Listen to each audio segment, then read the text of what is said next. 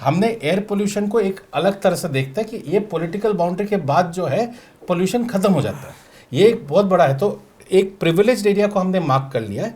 तो एक आपका पोल्यूशन कंट्रोल बोर्ड है, स्टेट में भी, सेंटर में भी, साथ में जो commission for air quality management है, और एंड डिस्ट्रिक्ट लेवल में भी आपके environmental engineer pollution control boards के ऑफिसर्स हैं।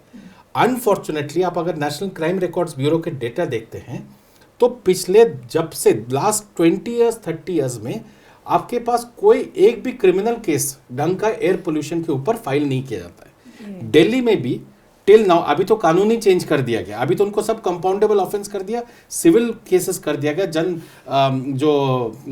जन विश्वास एक्ट के अंतर्गत।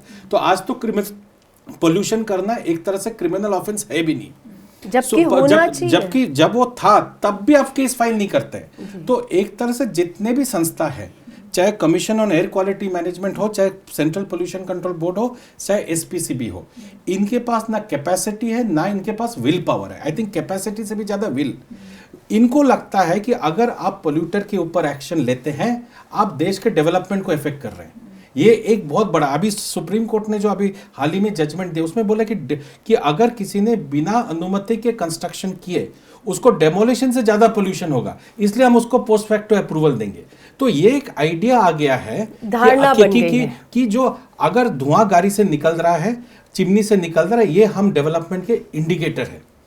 तो जब तक ये माइंडसेट है, अगर आप उसको एक्शन लेते हैं तो इससे जॉब लॉस होगा, इसमें से ये जो लोग कंट्री का जीडीपी में इफेक्ट होगा।